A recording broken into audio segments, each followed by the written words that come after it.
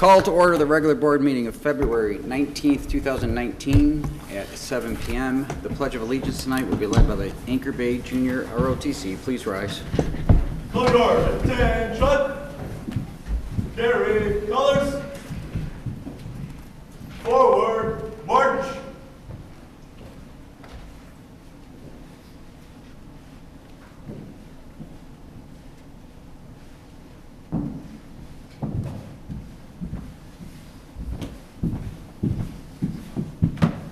Post colors. Present arms.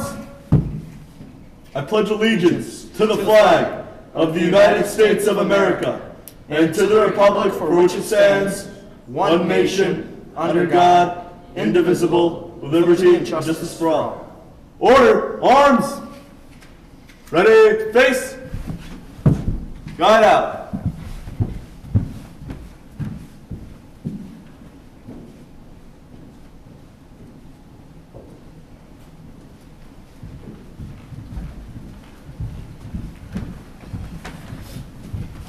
Thank you again, as always, to the wonderful young men from the Anchor Bay Junior ROTC. Round of applause.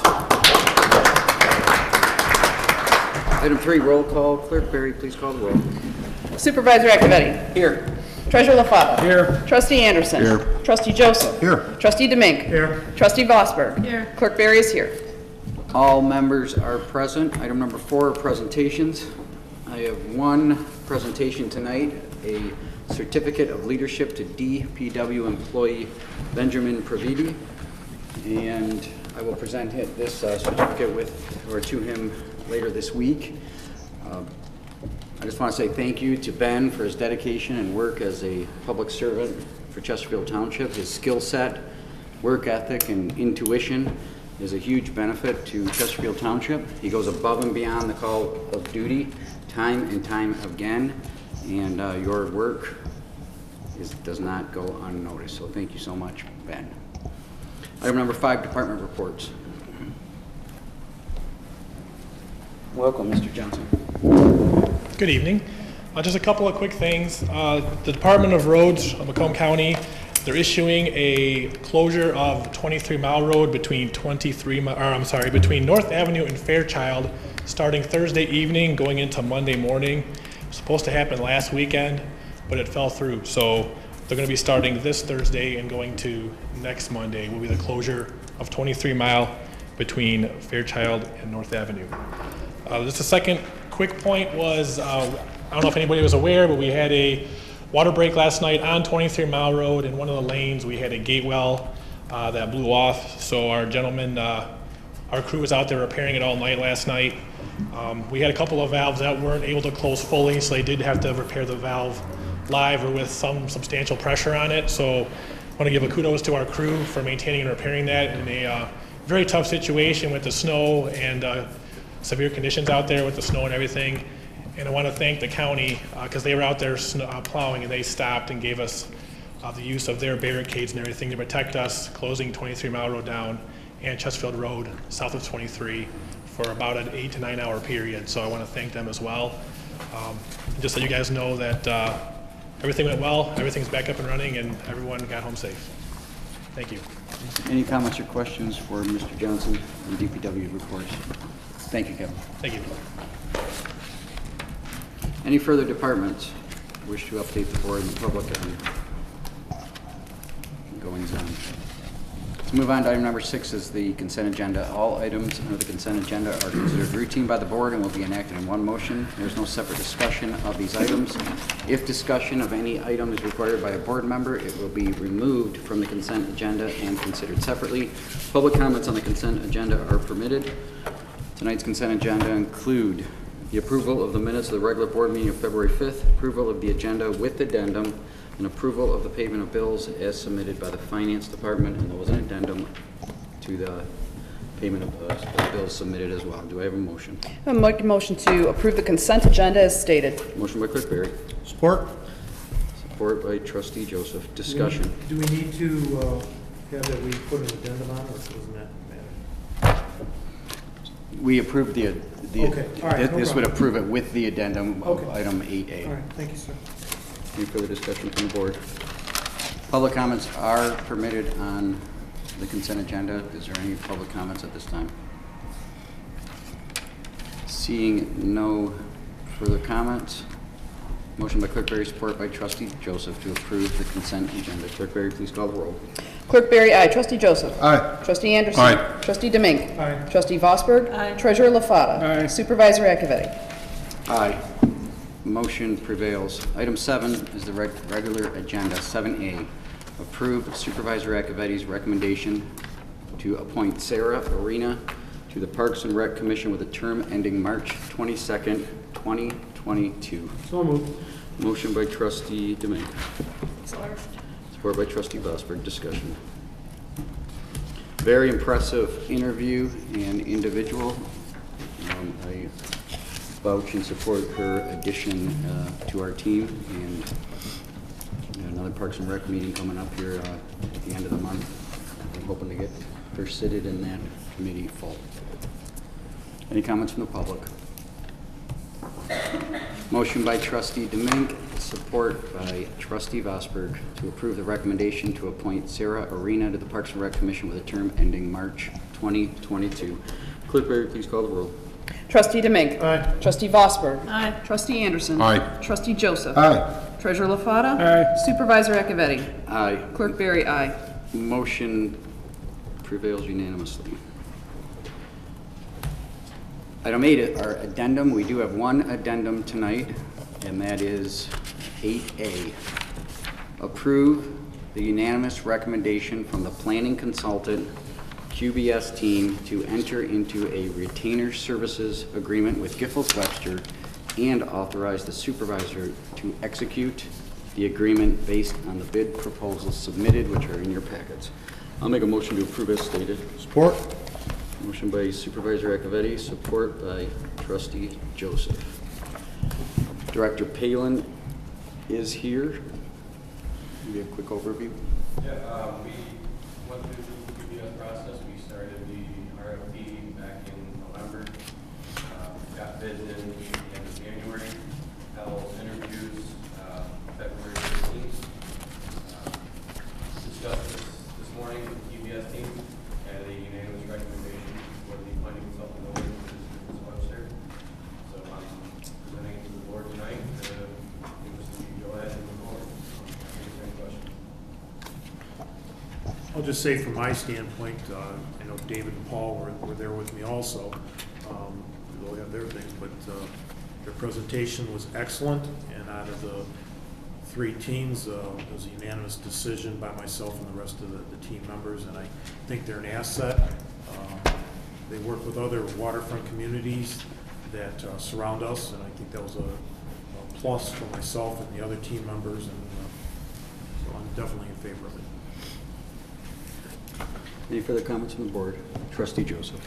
Just echoing Trustee Demink's comments, I think what was clear, and I think we spoke briefly about it at the end of our interview and Q&A process, was all 3 firms provided exceptional benefit to the township.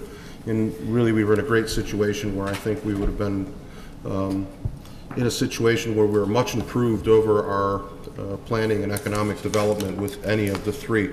One of the real assets there was that each firm brought to the township a team of very well qualified individuals. So the current planning services that we've been provided, Mr. Maher and before him, his father, have provided outstanding service to the township, but there's really only so much one individual can do.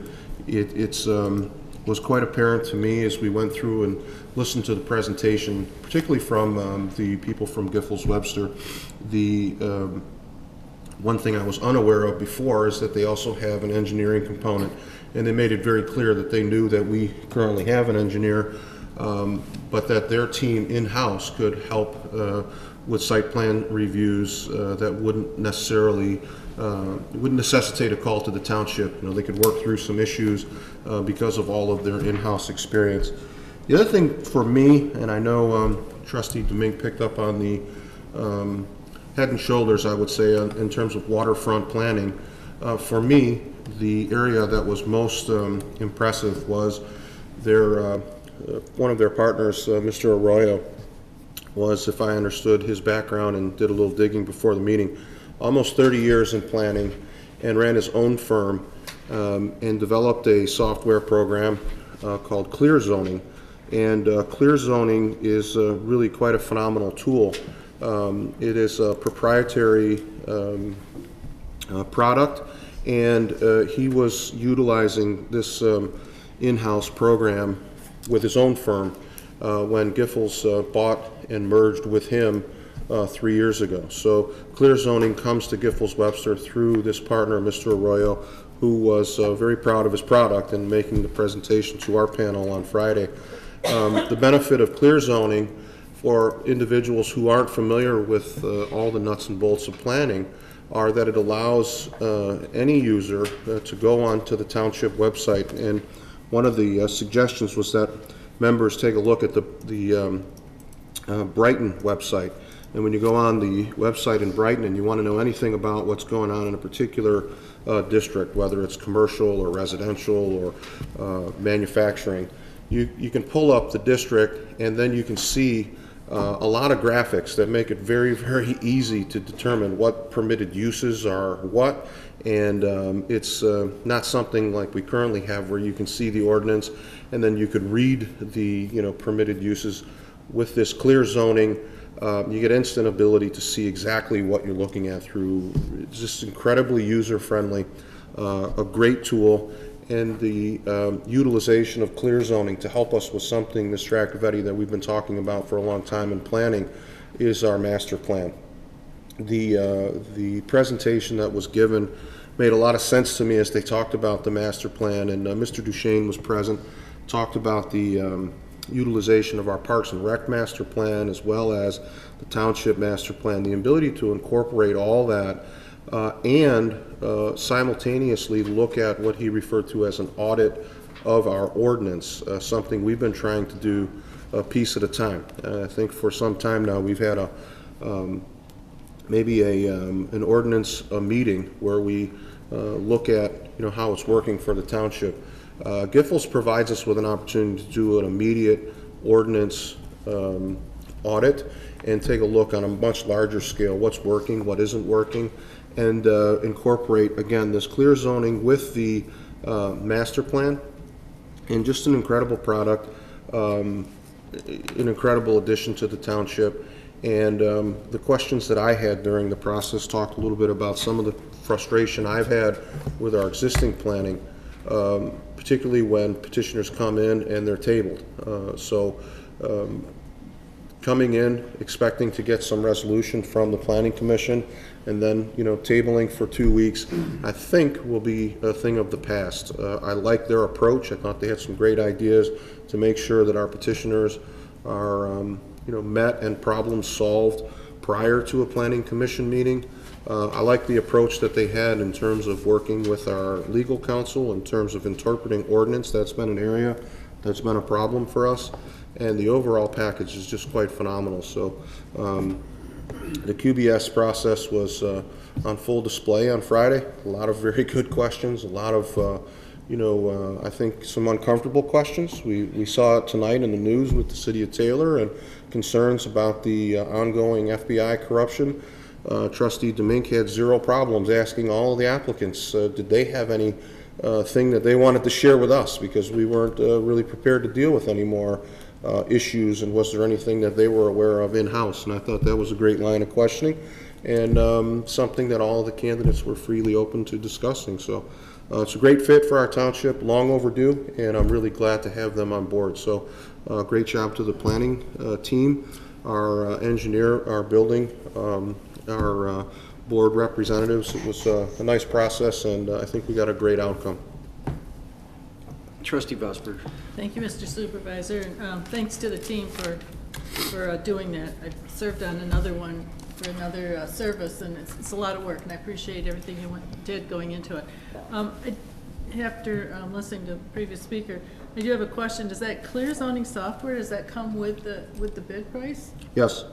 Great, so that it will get integrated with our website then, or a link from our website? Yes, and one of the things that Clear Zoning does also, which might be something we take a look at, is sort of we purchase the product because it's a proprietary product that comes with Giffords Webster, is the incorporation of other areas such as Munico. We currently use that, and this product could dovetail very nicely into that. So the question was asked during the process. After the 3-year contract, we decide we want to go in a different direction. What happens to our now clear zoned software? And it was, we will return you to exactly, it's close to where you were pre-clear zone. So whatever updates are made are just returned to you in your original, I don't know, whatever it is, Word format, basically.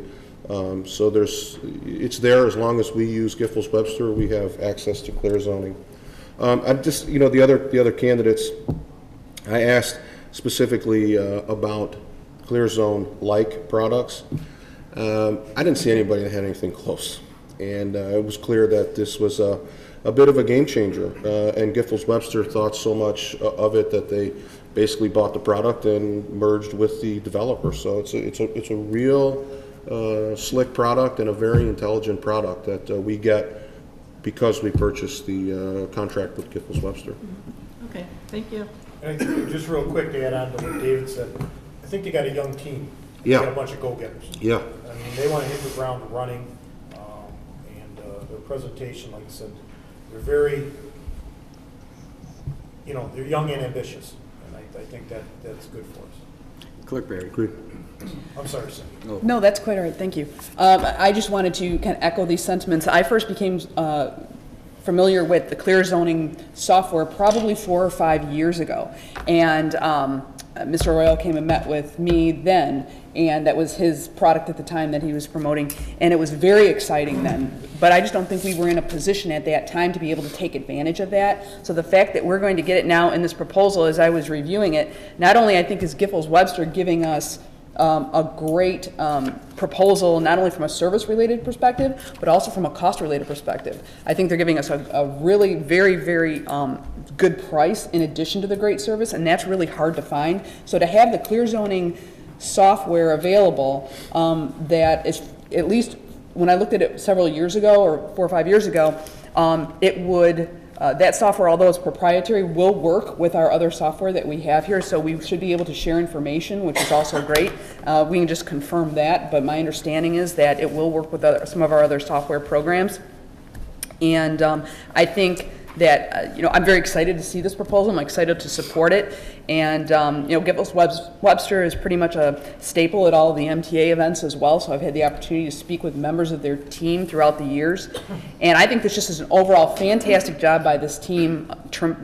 I understand why it was unanimously recommended, because my experience both with Mr. Arroyo in clear zoning as well as with Giffords Webster over the years, and to see I think the quality of service that we're getting for the price that they're proposing is just a no-brainer. I think it's a fantastic job. Thank you. Any further comments from the board? From the public? Any closing comments, Director Palin? I am ecstatic and excited. I thank the QBS team. That process we've seen play out over and over again. This vendor specifically is vitally important and a vital partner of us moving forward. All the pieces are coming together. Engineering vendors, we have 3 under contract for infrastructure, and this planning consulting piece of it. Our legacy vendor has been here for a long time, served Chesterfield very well. However, the tools that this firm will bring, and I would note that all 3 firms I think were very capable, and I'm especially happy that this firm was selected unanimously. The tools that they're going to bring are going to help with all of the long-term needs that we've been desperately missing. Many times communities make mistakes, and those mistakes don't show themselves for decades down the road. This partnership, combined with our engineering firms that we have, are going to open up grant opportunities. They're going to open up easy access for investors and easy access for residents when a potential development comes to see those impacts. Could be traffic patterns, could be non-motorized paths. The master plan we spoke of, we're going to be doing our master plan, our Parks and Rec master plan, and doing our first ever, hopefully, when we bring, with approval of this board, a non-motorized path master plan. We are very excited about our waterways and what's going to happen with the with our our waterway trailways. So ecstatic, and thank you to the QBS team. And I'm just looking forward to moving forward with this. Motion by Supervisor Acciavatti, support by Trustee Joseph, to approve the unanimous recommendation from the planning consultant QBS team to enter into a retainer services agreement with Giffords Webster and authorize the township supervisor to execute the agreement based on the bid proposal submitted. Clerk Berry, please call the roll.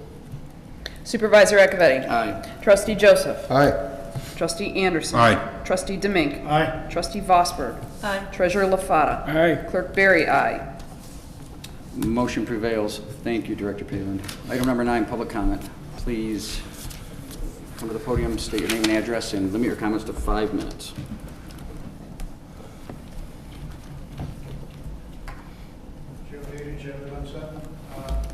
A couple of things tonight. A few meetings ago, I asked about could we get a public review or a public review of why the process of changing the fire department and including our own EMT system, how that went. Everything that I saw, Chief Kurtzen, Director Kurtzen, said that basically pointed that we should do it, although we recommended against it.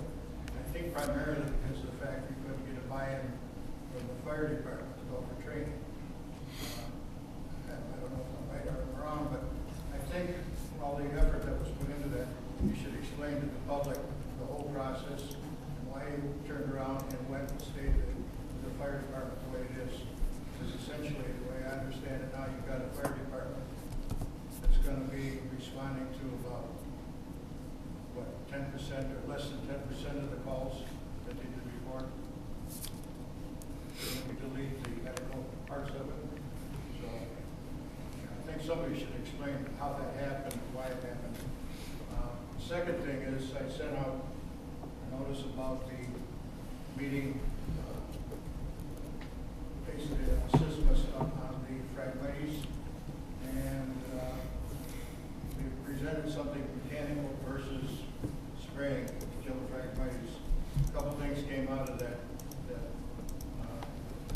Kevin's probably going to put together, I'm sure he's going to put together a process, how much it would cost either way, whether you spray and kill them or whether you mechanically cut them. What came out of that was the person that presented the mechanical cutting also previously did spraying. And the thing she brought out was the thing I've been asking about here, when we're going to cut these and get rid of them. She said that if they aren't cut, even though we looked at that they're going to come back because the roots are deep, and all they need is a little bit of moisture, and eventually they're going to spring back up and they're going to have fragmites again. So you better keep that in mind and come up with a plan to cut the ones that are already supposedly dead out there. The other thing I'd like to say at this meeting, there's going to be another one, I guess, for the St. Clair district, saying, again, the same type of thing, mechanical versus spraying. It was made known to me when I went to the meeting that it was supposed to be a comparison of the two. It was not the discussion over spraying, in other words, using sulfate. And it's pretty obvious that this organization is really dedicated to getting rid of the fragmites, but they're also dedicated to using sulfate. I did some checking afterwards. They're a nonprofit. I think they get a lot of their funding from the DNR, who handles all the money and handles the grants. And it's distributed as needed, I guess. There's about $30 million distributed. It's a lot of glysulfate put into the ground. At the meeting, when we had the general discussion, I got some kickback, I guess,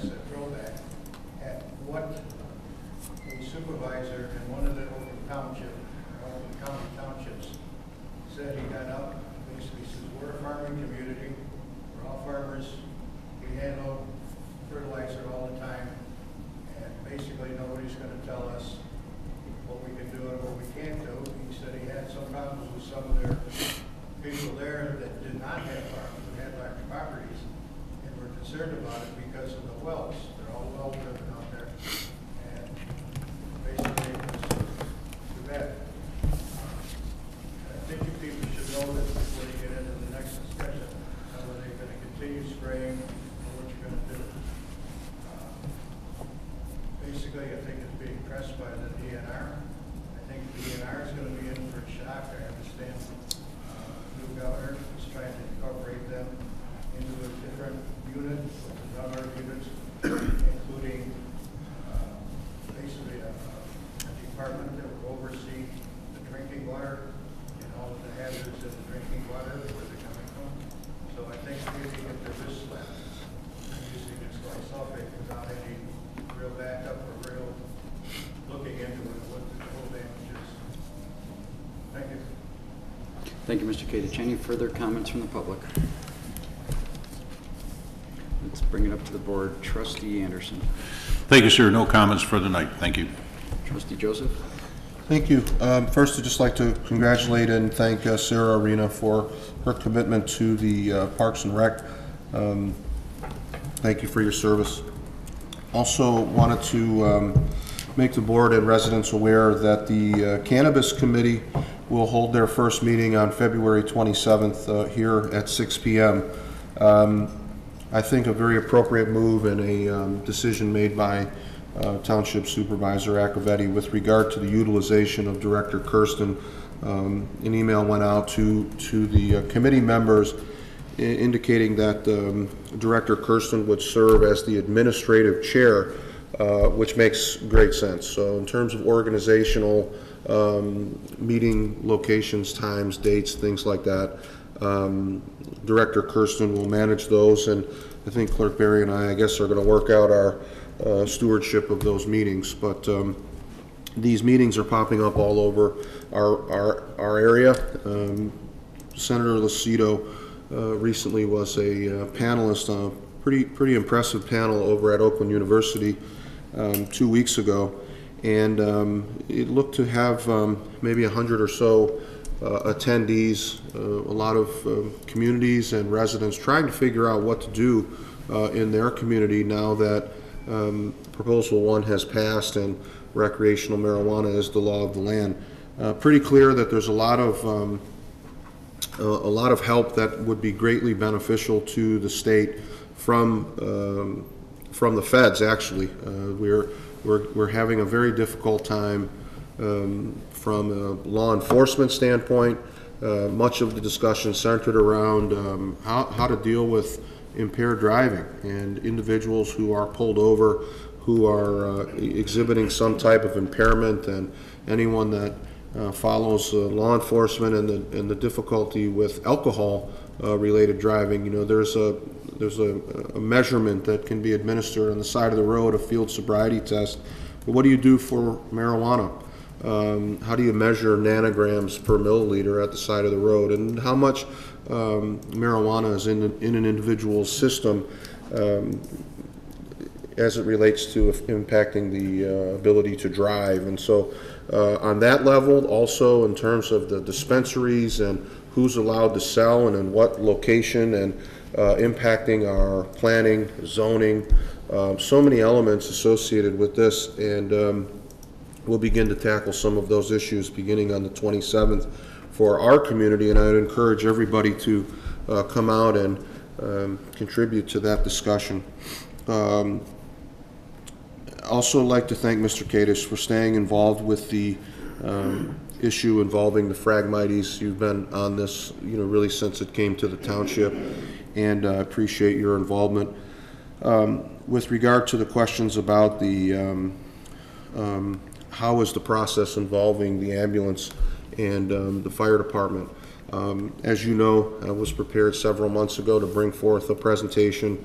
At that time, we were in the middle of contract negotiations, and it was felt that that could be a hindrance and perhaps a sidetrack that we didn't want to go down. And what we had occur in the middle of that was, of course, the problems with Station 2. and how that's impacted overall serviceability, something that Director Kirsten and his team are monitoring on a daily basis and looking at the number of calls and trying to figure out moving forward what it is that we do with the direction of medical runs. Where are the stations placed in the township with growth on the north end and the anticipated increase in residential in the north end? Is it wise to invest hundreds of thousands, maybe millions in the south end? So all of these things have been something that I know Director Kirsten has been reporting back to the supervisor, and I anticipate having some clear direction presented to the board and the public in the coming month. I think there's been some very interesting discoveries and some pretty firm opinions on the direction that we need to go. So I'll leave that to Director Kirsten, but I will say that it's overdue and it's coming, and I again anticipate it next month. Also, not to repeat the entire discussion, but I would like to say thanks to the QBS team. It was a great process, a lot of opportunity to talk with these people that want to be part of our team, and it was clear that we had some very good candidates that really do want to be part of our team. Trustee Demink hit on an area that I did leave out and forgot, which was the energy with the Giffords team. They have some really good ideas, and I can't wait for them to connect with Josh if they haven't already. They were pretty clear that they've looked at a number of things before they came into the interview. They were very prepared. They had reviewed the number of petitions that have brought to our ZBA. They were aware of how many petitions have been brought to planning, how those petitions were processed, areas that we could do better, and areas that we might want to begin to focus on as our community starts to take shape. What I think ignited them the most is as I look through a lot of their clients and a lot of cities and municipalities that they service, they're in a lot of instances in what is considered the redevelopment game. They're in places where the townships and municipalities are built out fairly well, and so they're constantly looking to redevelop when one business leaves what comes in. Chesterfield's kind of open. We have a lot of areas yet to be developed, so the ability to put a development in and make it right the first time and a good fit for the community now and 50 years from now is you're talking their language. They were very excited about being here, and that was a good thing to see. One of the questions that I asked all of the planning firms was something that was brought to my attention about it's been about 3 weeks, and it was just kind of happenstance. I was at an event and bumped into a friend of mine, Supervisor Cannon, over in Clinton Township, and we were talking about something that is going on in the county right now, specifically as it relates to the Selfridge Air National Guard Base. Specifically, we were talking about something that kicked off on January 30th, and it is called the Selfridge Sustainability Study. For those of you unfamiliar, there was recently an article in the Macomb Daily talking about the county's interest in securing grant money from the Department of Defense to investigate the compatibility and sustainability of the Selfridge base as it relates to the surrounding community. Supervisor Cannon, in our discussion, made it clear that to me that Chesterfield, we had no presence at this meeting. I later found out and confirmed that today when I talked to Supervisor Acciavatti's assistant, Jody, and I spoke this morning. She was at the meeting. But the concern I have, and I want people to begin to do some research on this and take a look at the potential ramifications of this sustainability study. We have some people who are very familiar with DOD grants and studies, and if you're familiar with the most recent one that was done here by the Department of Defense, that would have been the Office of Economic Adjustment, the OEA, If you recall, they were the department that was sort of the parent organization for the BRAC committee, the Base Realignment and Closure Committee, that came in and looked at what to do with Seville Manor. And during that process, there was a consultant or a team leader, project leader, appointed from the Department of Defense, and then there is a consultant that is hired to look at all of the issues surrounding, in this particular case with BRAC, it was what to do with Seville Manor. What's happening now, another department within the Office of Economic Adjustment, is the division that is heading up the sustainability or the compatible use division, having to do with what happens with Selfridge. Now, best I can tell, and I'm not in the loop here, immediately upon finding out about this committee, I wrote a letter to the current director at the County of Economic Development, individual by the name of Vicki Rad. I understand Ms. Rad is currently the interim director of Economic Development, and I made her aware that I was just made aware of this committee that was forming, of this kickoff that had occurred on the 30th of January, and wanted to know who from our township was representing the residents, and indicated that I would like to be on that committee. I did get a voicemail back from her indicating that I would be added to the list of email individuals who could get the emails from the meetings, which is really not quite sufficient for me. So I'm concerned about it, and I'm concerned about it for this reason.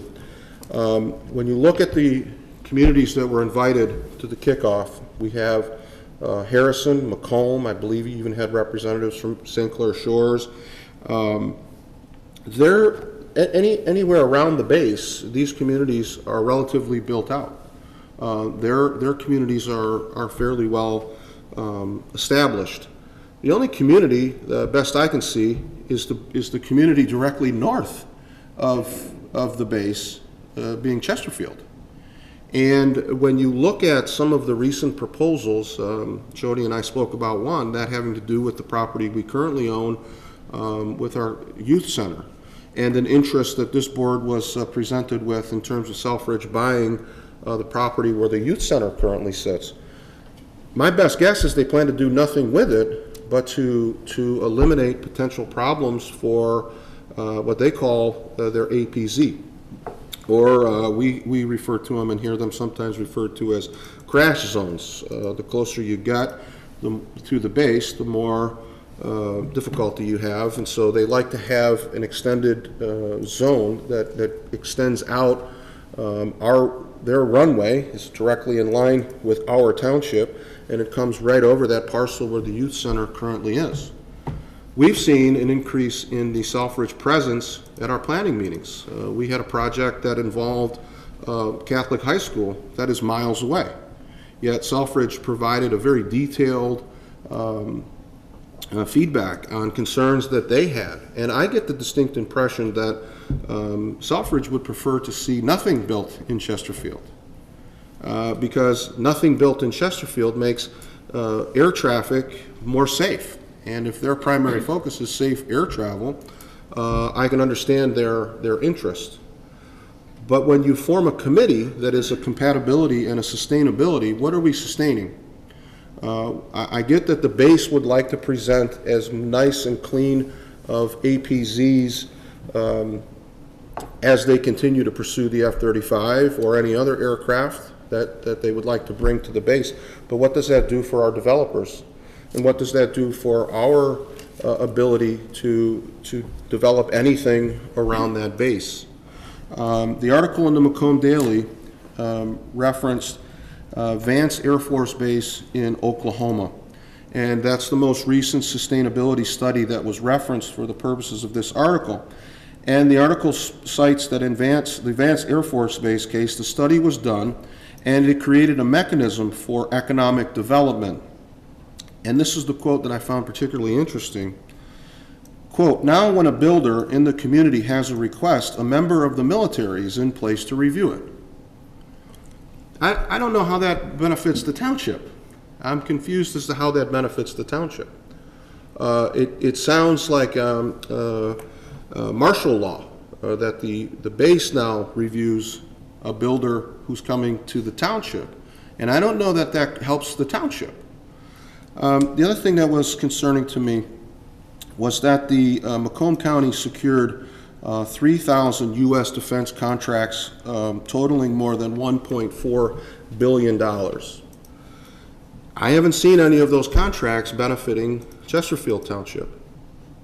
During our discussions with our planners, it was pointed out that almost 2/3 of every contract for the military in the state of Michigan is done in Macomb County, and while that's great for Macomb County as a region, I don't know of any benefit it shows to the residents of Chesterfield, unless you're talking about a regional benefit.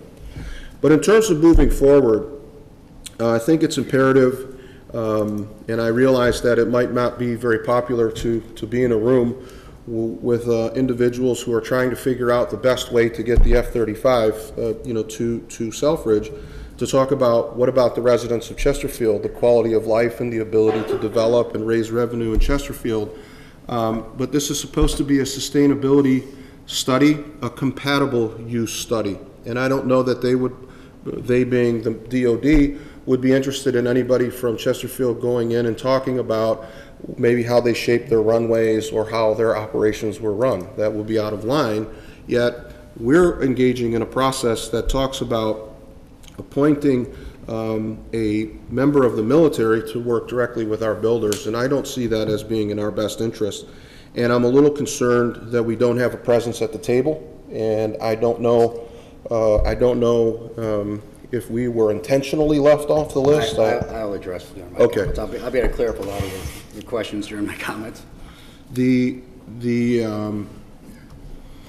As I say, I don't know that would be the most popular voice at the table to talk about what's good for Chesterfield, but it's supposed to be a mutually acceptable plan. And I think I'll draw strength from Congresswoman Miller, who in 2007, back when the last discussion of joint use was in the headlines, and she talked about the will of the people of the community. It was not seen as something that the community was interested in, that the community wanted, and I don't know of too many people in Macomb County more firmly behind Selfridge than Congresswoman Miller, and she was very clear that it was the will of the people that she served here in Macomb County which drove her to her convictions. And I feel the same way now. It is the obligation for the residents of Chesterfield Township that I feel moving forward with the sustainability study needs to carry with it the voice of the people of this community. They need to be well represented.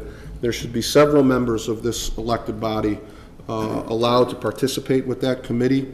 And I know that Jody is a fine person, and I respect that she was there, kind of gathering information. But as we move forward, I think we need to have multiple members of this panel.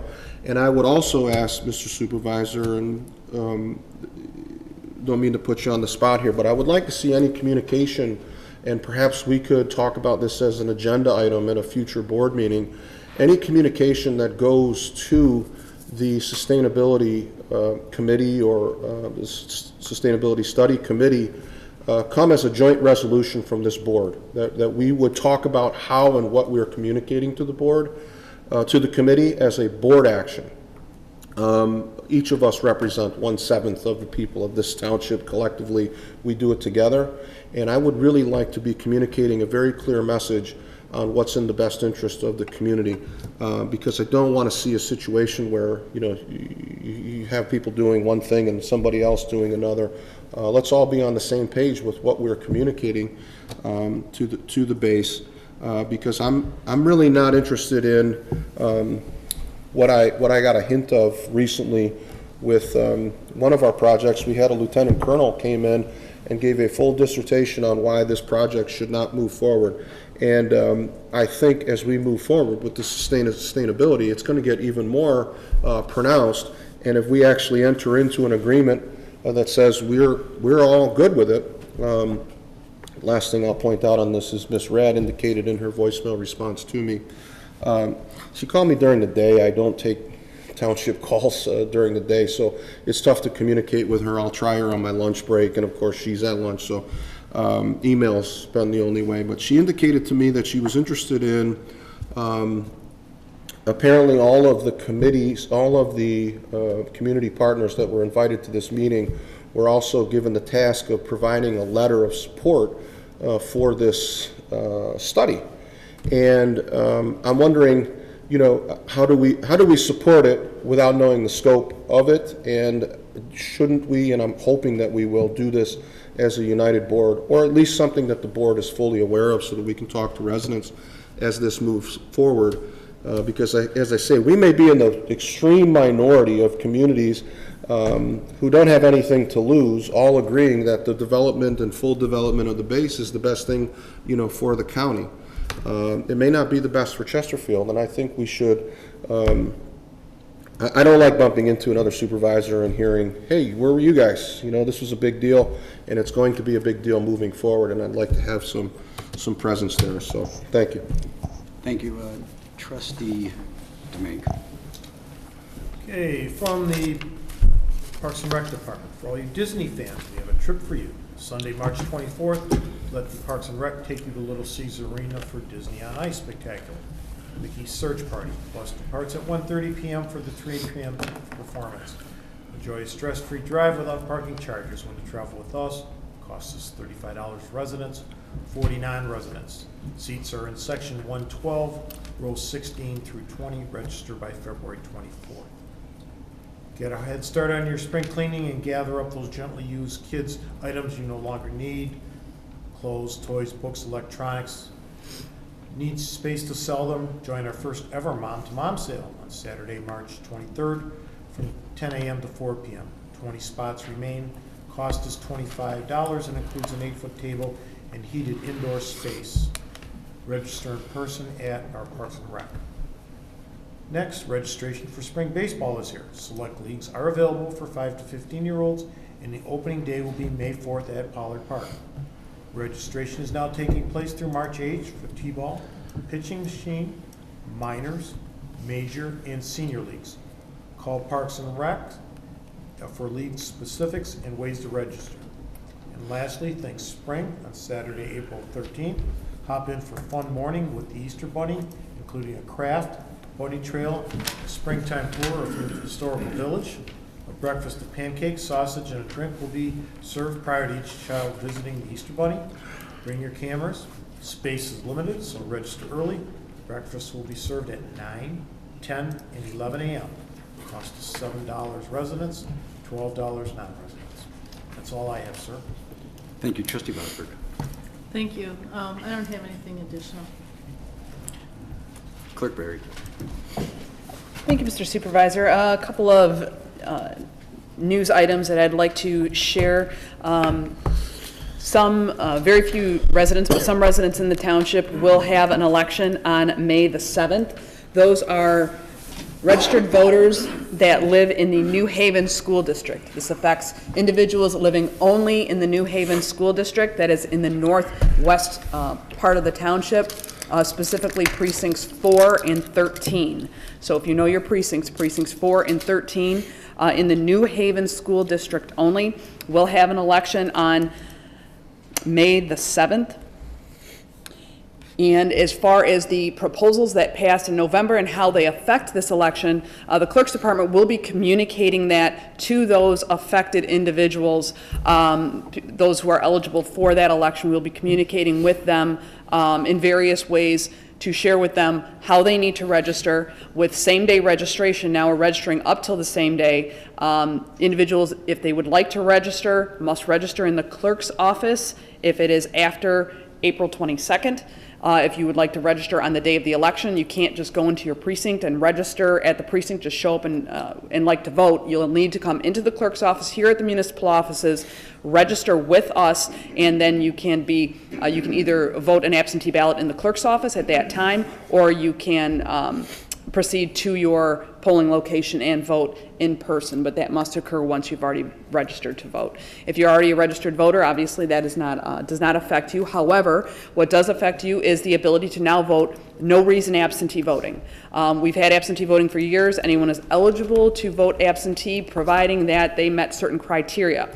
However, with the passage of the proposal in November, you now can vote absentee with no reason and give no reason. So that possibility, that option is now available to you. If you have any questions on registration, voting absentee, the ballot language that is going to be on your ballot for New Haven schools, you can access all of that information on the clerk's website, or you can call our office and we will assist you with that as well. Also, a couple of programs that are coming up in our community enrichment program. This coming Thursday, there is still an opportunity to register for starting a small business. We'd love for you to start it here in Chesterfield. We are hosting that program that is actually being put on by the Michigan Small Business Development Center. They will be here this Thursday from 9:30 until 12. You do need to register for that program. If you have a question on registration for that, again, you can call the clerk's office and we can direct you how to do that. On March 14th, which is also a Thursday from 6 to 8 p.m., there will be a program available here for those who are assisting with aging loved ones. Many of us are caring more and more now for our aging loved ones, whether they be parents, grandparents, other friends and family members, and they have very special needs. The county, state, local, as well as the federal government as well, has programs available to assist you. And we will be sharing, we will have some, again, we are hosting a program that will be provided to you with legal counsel, as well as some additional subject matter experts who will help to steer you in the direction of those resources, whether they be government or private resources for you, and answer some of your basic questions. So I think that's a great opportunity to take advantage of that. I know many of us will have that challenge or that actually privilege to assist our aging loved ones. And I think that there's going to be a lot of very valuable information there that you can take advantage of, and I encourage you to do that. Again, that's March 14th. That's a Thursday from 6 to 8 p.m. And this upcoming Thursday, February 21st, is starting your own small business. Thank you. Treasurer LaFata. To answer one of Mr. Cadi's questions, I met with Director Kirsten on a contract with MedStar. We were trying to make a better business case. We're going through the expenditures to see what MedStar would offset. Currently, we run large fire trucks out to medical runs. That won't be necessary. There's 90% of the calls are medical runs, so we're going to save on fuel. We won't have to buy as many medical supplies. It'll reduce overtime. We'll need fewer vehicles. So there will be something coming to the board shortly for discussion. This would also give us increased service, actually better service and better response time. It should help determine the fate of the Jefferson Fire Station. So I don't know if that helps or not, but it hasn't gone by the wayside and should be coming to the board for discussion shortly. The article that Trustee Joseph was talking about, Macomb Daily, I also read. It actually says that they were looking for supporting resolutions from the surrounding municipalities, so they just don't want a letter, they want a board-approved resolution. So not knowing what this has entailed for Chesterfield Township, one can only guess. And guessing, I would say that they'd want to shut down all of the development along M59. That section there has currently all the infrastructure necessary for development, which if that's shut down by Selfridge, it's going to put Chesterfield back a few years because we're not going to realize any tax base from that. Thank you. Thank you. First, a big thank you to our Water and Sewer Department for the water main repair, which was a valve that had busted bolts on the top. The conditions happened to be Monday night. The snow and the storm that we had were tough. The job was completed safely. Another shout out to the Macomb County Department of Roads for assisting with the snow and the detour that was absolutely necessary because the manhole was, or the gate valve structure was in the middle of 23 Mile Road. Extra deep because of the need to get under the railroad tracks right there. So a special shout out to getting that done safely, efficiently, effectively in very, very tough conditions.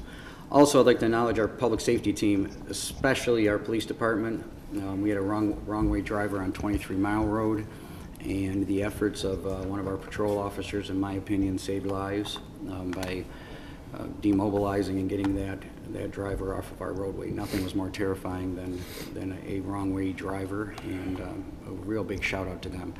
Phragmites, I know it comes up every meeting. I want to be very, very clear. My direction to the team, Kevin Johnson, along with any and all consultants and folks that will listen, Chesterfield Township is ground zero for the war to eradicate the phragmite. We have too much to lose in the Salt River and all of our drains and the areas that we have here. We have a huge amount of invasive phragmites with the goal, and we'll be having many, many discussions with this board on it. My goal is the elimination and reduction of the invasive species Phragmites because of the harm they do to our ecosystem. That's the goal, and that will continue to be the goal, using every and all tools at our disposal. Wasn't going to comment on this tonight. There will be a resolution at our next board meeting about the joint land use study. I don't want to say there's misinformation, but there might have been a lack of information on Trustee Joseph's part. One thing that's very clear, our partner to the south in Selfridge is very demanding. Talk about bi-monthly meetings, phone calls, conversations, monthly meetings, on base, off base, in my office, at their office. They're ongoing and they are never ending. Whether it's land use issues, whether it's issues that they're having with their base. And the reason being is because they're such a vital part of our community. So they keep us in the loop, we're going to keep them in the loop. This joint land use is important not to confuse that with what was going on decades ago and may or may not rear its head decades into the future. This is a joint land use study about the sustainability and future of Chesterfield, not Chesterfield, of the base and how it will affect the surrounding communities. It is not a study about if the base becomes a commercial or a retail airline, which is what was discussed several decades ago.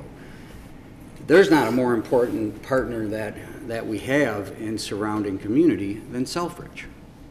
Their mission, what they do, what they're there to provide, and their impact on Chesterfield.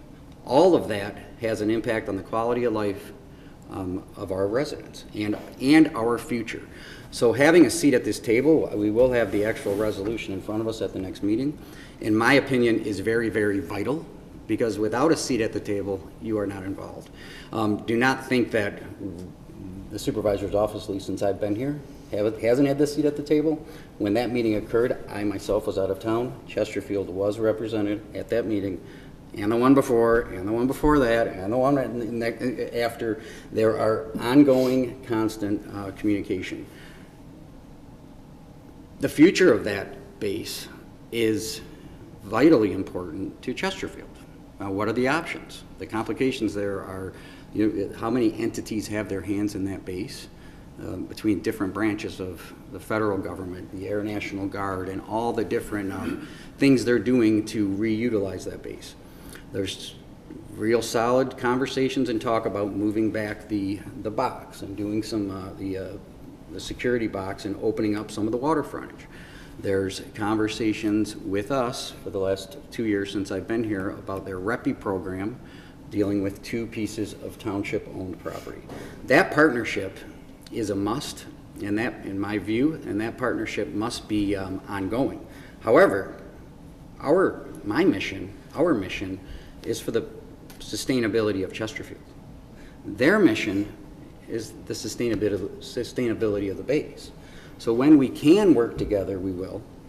Committing to something of course, that's not going to happen. However, having a seat at the table for that land use study, which is just that, talking about all sorts of uncomfortable things that may or may not happen with that base. Very uncomfortable ones would be, what if it turned into a commercial base? Trust me, if you have Metro Airport right here, that will have an impact on our residents. If it stays as an Air Force base and expands its mission with F-35s or the next fighter pilots or other equipment that they need, we need a seat at the table. And we have had one, and we'll continue to have one as I get there. And I would look forward to as many members of this team being part of that discussion. But they are ongoing. They're bi-weekly, monthly, and they are going to be going on for a long, long time because the base is here to stay. They're our neighbor, and we will be coexisting for them for the foreseeable future, way past any of our lifetimes. You will be seeing a resolution, Trustee Joseph, at our next meeting, the one that Ms. Rad spoke about. Item number 11 is adjournment. Do I have a motion to adjourn? Motion to adjourn. Motion by Trustee DeLink. Second. Support by Clerk Berry. All those in favor, say aye. Aye. All those opposed, nay. We are adjourned.